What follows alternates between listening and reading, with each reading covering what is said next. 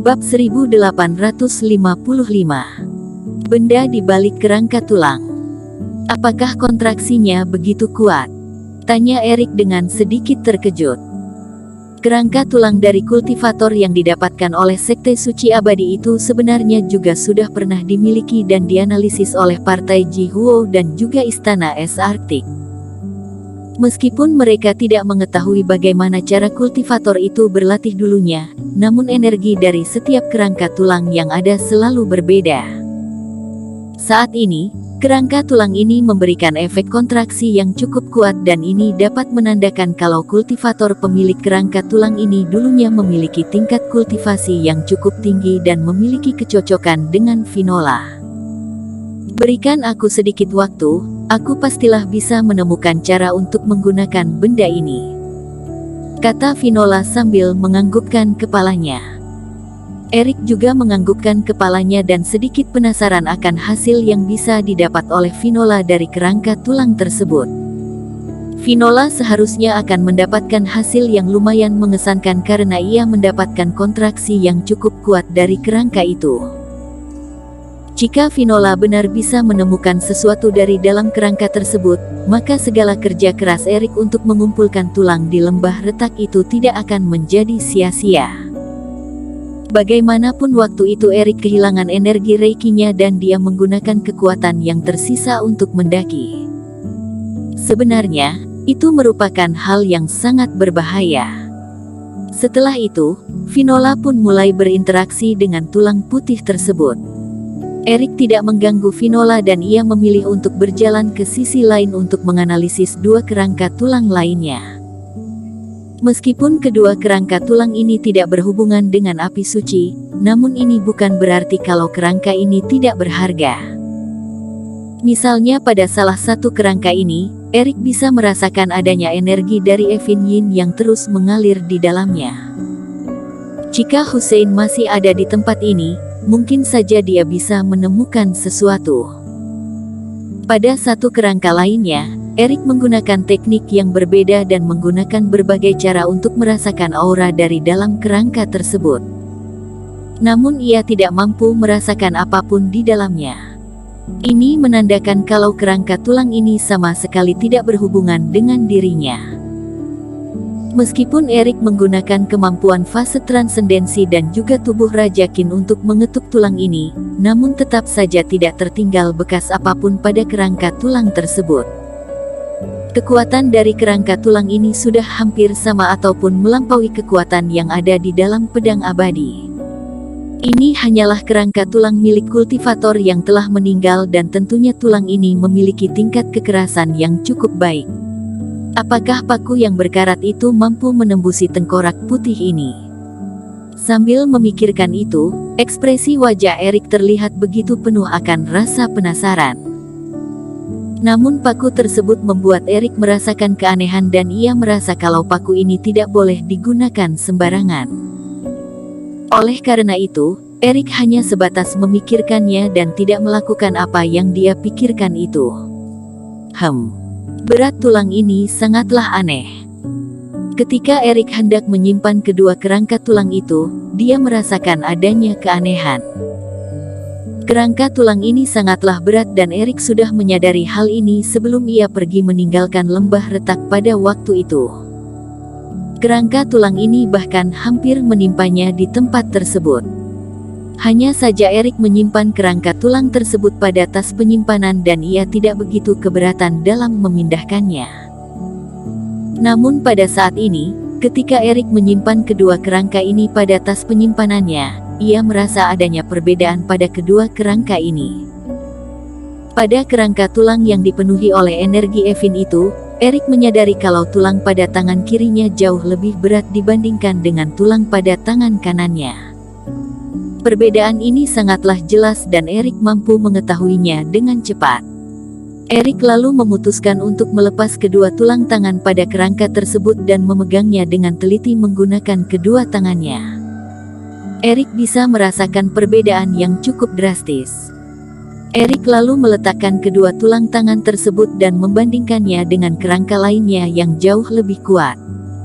Setelah tulang tangan dari kedua kerangka tersebut dibandingkan, Tulang tangan pada kerangka yang memiliki energi Evin itu jauh lebih berat dibandingkan dengan kerangka yang lebih kuat itu.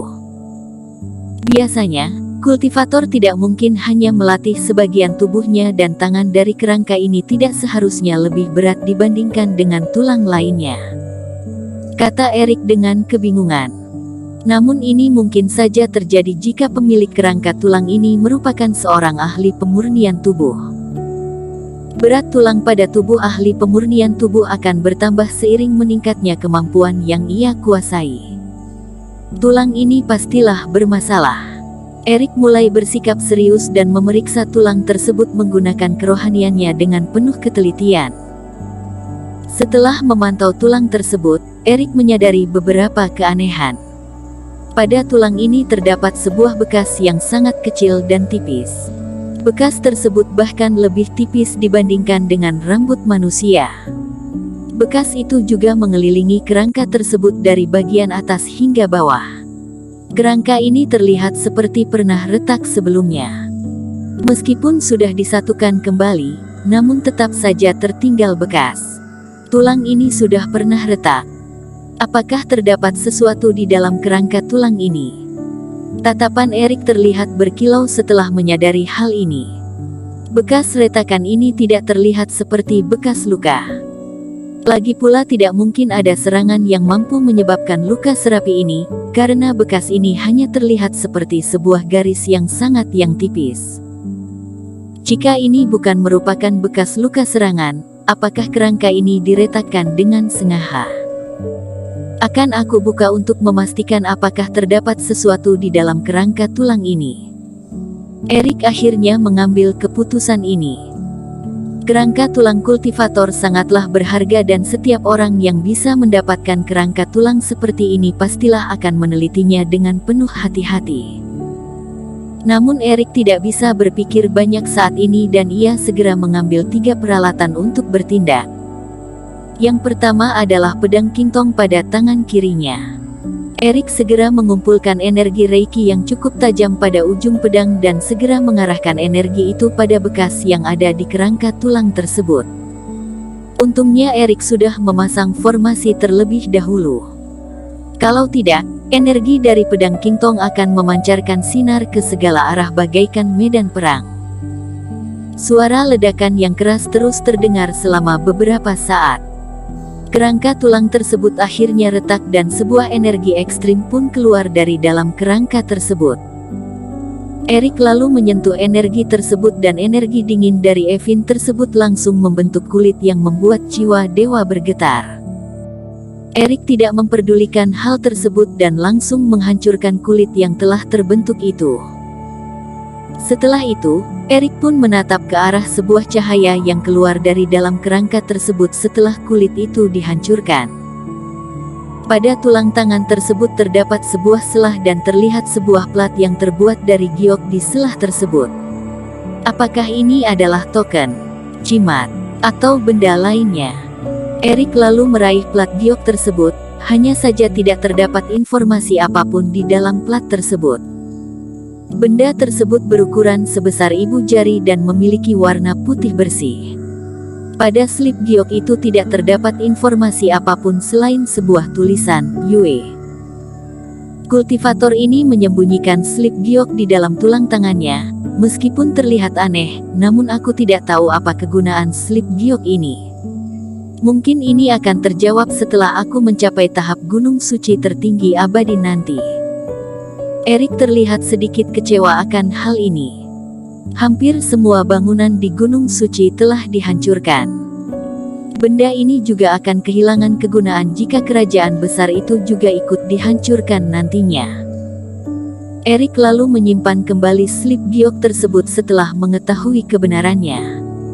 Setelah beristirahat selama beberapa saat, mereka kembali meneruskan perjalanan. Di tengah perjalanan, Finola terlihat sedikit kehilangan konsentrasi. Dia terus menatap kerangka tulang tersebut. Sepertinya Finola sangatlah ingin mencari kebenaran yang ada di balik kerangka tulang tersebut. Namun Erik tidak mengganggu dirinya untuk terus berpikir. Perjalanan kali ini tidaklah berbahaya dan dirinya juga ada di sisi Finola. Jika Vinola mampu meneliti kerangka tulang tersebut sebelum masuk ke dalam Gunung Suci, maka ini akan memberi bantuan yang cukup baik dalam peperangan nanti.